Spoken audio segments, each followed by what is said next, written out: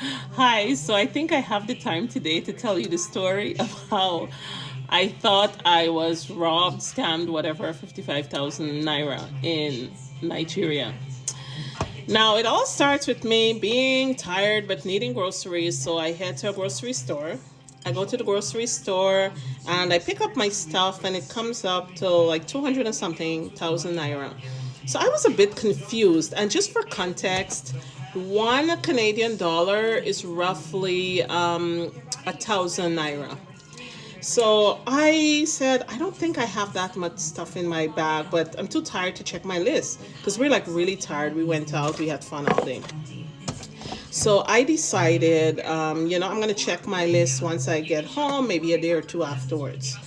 So I went home. I wasn't in the mood that day to check. I wasn't in the mood the following day to check. So I left it at that. And the following day, the 2 days later, I decided, let me check my list. So I checked my list and I'm going through the items and I'm like, this item could not cost this much. Like an item was 2,100 naira and they charge, I think, 38,500. And I'm like, what? And even the price was on the packet. So I'm like, even if they scanned it, how would the wrong price be in the system?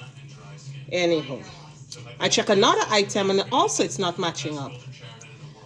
So I decided, you know what? I'm gonna go back to the supermarket because we have to pass them. And that's what I did. Upon arriving at the supermarket, they could not deny because what I did, went to get the items. I had my list on me. I had my items that I had bought in the car.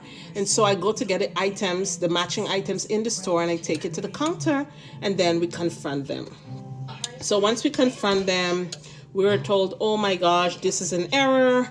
I'm like, when could we get our money back? Because I think it eventually turned out to like 57,000 and something. That's to show how off I was with my math. Anyhow, I said, well, I want my money like now. That's why I'm back here now. So they called the cashier girl and they told her, here's what you did. You overcharged for these items. So for example, there were 50 cups in the packet. And let's say that entire packet cost 2,100. She multiplied that by 50. So that was what was happening on the other items as well. So they told her she needs to get this money back. The customer wants the money now and they don't know what she's going to do. I'm like, I don't want the money necessarily from her because the money went into the establishment. They're like, yes. I'm like, okay, so seeing that you don't want to do that, just give me the number of the owner so I can, or email so I can get in contact with them, tell them what happened, and they can get me my money. And they're like, no, we can't do that. She'll have to get this money back to you. How much time you can give us? I said, okay, if we leave now, we're leaving the country before the end of the month. Could you get that money to me by tomorrow? And I said, just give me your phone number, everything, and I'll be calling and checking in. When we get outside, the cashier, who was the one that sold us on that day, she came outside and she begged and she says, like, she's really sorry. It was an error on her part, the way she operated the system. I don't know if she was new or whatever.